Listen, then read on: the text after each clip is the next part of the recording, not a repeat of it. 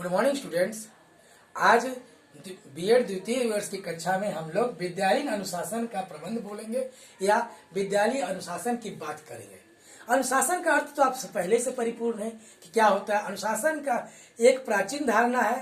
प्राचीन काल में अनुशासन का अर्थ होता था विद्यालय में कानून और व्यवस्था के प्रति आज्ञाकारी की भावना उत्पन्न होना, जिसमें आज्ञाकारी होते थे। इसके अंतर्गत अधिकारियों की आज्ञाकारिता, नियमों का परिपालन और छात्रों पर नियंत्रण आदि रखना चाहता था। उस काल में बालक पर शक्ति के आधार पर नियंत्रण करने का प्रयास किया जाता था। यह दशा भारत में ही नहीं परंतु प्रगतिशील सभी देशों में, पाश्चात्य देशों में भी हुई। अनुशासन की आधुनिक धारणा जो है अलग है, ये प्राचीन धारणा है। और आधुनिक धारणा क्या है? आधुनिक विचारधारा में अनुशासन की परंपरागत धारणा का विरोध करना है, विरुद्ध है, कह सकते धर्म करना नहीं है। अनुशासन की वर्तमान धारणा मनोवैज्ञानिक है। इसमें भय, आतंक और डंडे का कोई स्थान नहीं है। अब शक्ति और भय के स्थान पर सकारात्मक साधनों के उपयोगों पर बल दिया जाता है। इस विषय में रघुनाथ सफाया ने लिखे हैं, कहते हैं, आज का अध्यापक पुलिस वाले तथा कठोर स्वामी की भांति व्यवहार न करके मित्रवर और निर्देशक के रूप में सम्मुख कार्य करता है। निर्देशक के रूप में सम्मुख कार्य करता है।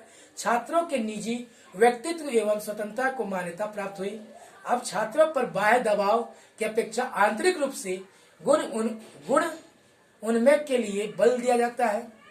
अर्थात पहले जो दबाव होता था, सरकार जो भी यानी गुरु थे यानी सख्ती का कानून लगाते तो सख्ती का नियम पर करते कि इसके बिना नहीं होगा तो तुम्हें दंड का प्राप्त होना करना होगा, दंड का भागी होगा। वो अब नहीं है। आज का जो अध्यापक है मित्रवर व्यवहार के साथ और निर्देशक के रूप में कार्य करता है और निर्देशन देता है कि इस तरह कार्य कीजिए और उनके गुण को उन्मेष करता है। अनुशासन की परिभाषा निम्नलिखित विद्वानों ने अलग अलग दी है, जिसमें से जो आज परिभाषाओं की बात करेंगे आनंद पर, जिसमें सबसे पहला चीज है कि अनुशासन के अंदर वह शक्ति होनी चाहिए जिसके द्वारा दुष्प्रवृत्तियां, जितने भी हमारे अंदर की कृतियां हैं, प्रवृत्तियां हैं, को रोककर अव्यवस्था के स्थान पर व्यवस्था और कुशलता आ जानी चाहिए, ताकि अपव्यय के स्थान पर जो सही से उपयोग हो सके। इसमें छात्रों को इस प्रकार की शिक्षा प्रदान करनी चाहिए जिसके द्वारा छात्र का व्यवहार उचित हो सके और अनुचित और उचित में भेदभाव कर सके या समझ सके क्या उचित है क्या अनुचित है, अपने ज्ञान को उचित प्रकार से व्यवहार में ला सके और लोगों पर इसको असर भी पड़ सके। रॉस के अनुसार अनुशासन एक विस्तृत विचारधारा है जो छात्र के चरित्र पर विद्यालय के पढ़ने वाले प्रभाव की ओर संकेत करता है। वह बालक के बाह्य व्यवहार मात्र से संबंधित नहीं होकर परंतु आंतरिक प्रेरणाओं से संबंध भी रखता है।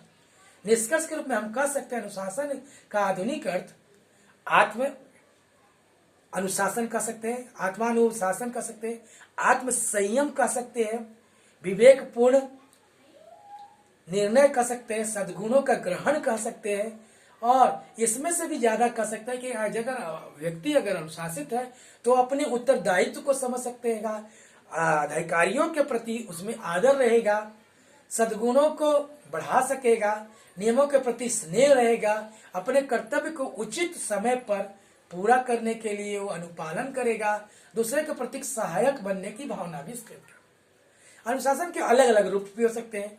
वैसे अनुशासन के दो मुख्य रूप माने गया है, आंतरिक अनुशासन और बाह्य अनुशासन। जब अनुशासन आचरण का मूल आधार होता है तो आंतरिक अनुशासन कहते हैं। अगर उसका अनुशासन का जो आधार है वो क्या है, मूल आधार हो जिस पर डिपेंड करता है।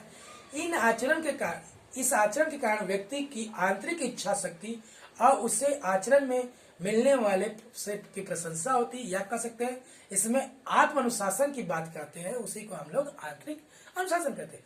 बाह्य अनुशासन, जब अनुशासन आचरण दंड, निंदा और वातावरण के कारण किसी भय के कारण होता है या बाह्य कर्तव्यों के या बाह्य किसी कह सकते हैं एनवायरमेंट फैक्टर के कारण होता है तो उसको हम लोग बाह्य अनुशासन करते हैं। उसमें दंड, निंदा और वातावरण से जो भी संबंधित कार्य होते हैं उसमें अनुशासन का महत्व। जो भी प्रधानाचार्य अपने उद्देश्य से तभी सफल हो सकता है जब किसी संस्था का प्रत्येक अनुशासित अंग अनुशासित हो, अव्यवस्थित रूप से चल सके, उसमें श्रद्धा पूर्वक नियमों का पालन करना आना होना चाहिए, अपनी अधिकतम सीमा तक कर्तव्य का पालन करना चाहिए। उसमें उसे कभी ऐसा महसूस नहीं होना चाहिए कि ये मुझ पर लादा जा रहा है कार्य को। तो अनुशासन को फिर से समझ सकते हैं, कैसे बोल सकते हैं? अनुशासन का मतलब ये होता है परंपरागत धारणाओं में के विरुद्ध वर्तमान मनोवैज्ञानिक तरीके से परिपालन। अब शक्ति और भय के स्थान पर सकारात्मक साधनों के उपयोग पर बल दिया जाता है। इसी तरह से अनुशासन को हम करते हैं। अब अनुशासन का प्रबंधन जो है वो डिपेंडेंट करता है, जिसको हम लोग कल चर्चा करेंगे। आज जो चर्चा कर रहे थे, भले हम लिखे थे प्रबंधन, जो इसके बाद समय के अभाव में हम उसको अगली कक्षा में पढ़ाएंगे। आज फिर से सुन लीजिए, हम लोग जो बात कर रहे हैं उसमें अर्थ और परिभाषा की बात कर रहे हैं। कल हम लोग बात करेंगे मेनली प्रबंधन की। धन्यवाद।